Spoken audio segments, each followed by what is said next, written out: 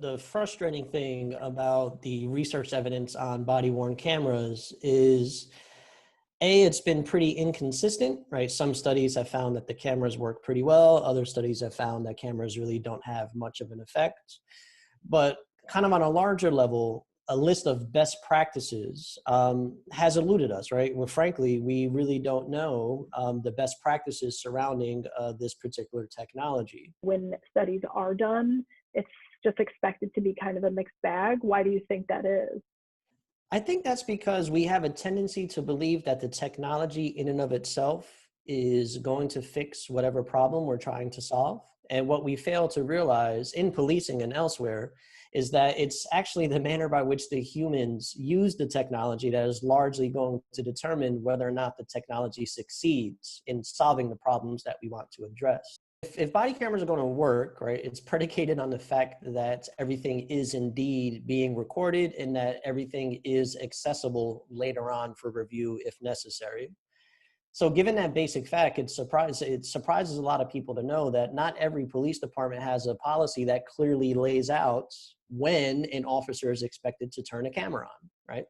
In a lot of cities, officers have a great deal of discretion and leeway pertaining to exactly when they have to activate their body camera. I would contend that if we're expecting the presence of a camera to solve our problems and to people to be aware of a camera and not behave poorly, we're probably going to be disappointed, right? Research on video surveillance strategies dating back decades have found that CCTV cameras, for example, just the mere presence doesn't have much of an effect on offender decision-making, right?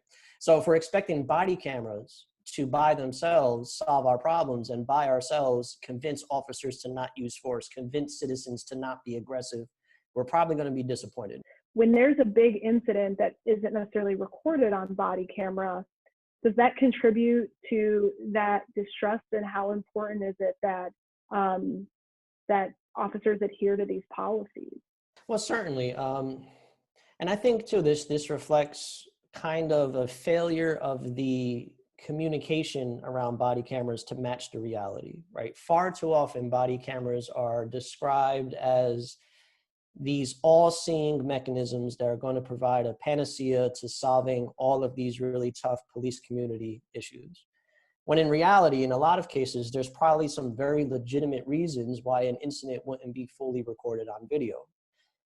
So the problem is we're marketing this to the community one way, and then when it turns out that some high-profile cases don't have any footage to go along with it, we're stepping on the very messaging that we sent out to the communities, right? So it's only natural for certain community members to feel alienated, to lose a little bit of trust in police when the messaging doesn't match the reality.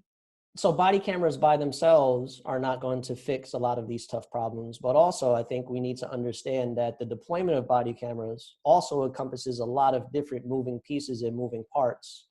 And we need to be more mindful about the impact those collective pieces have on the whole policy.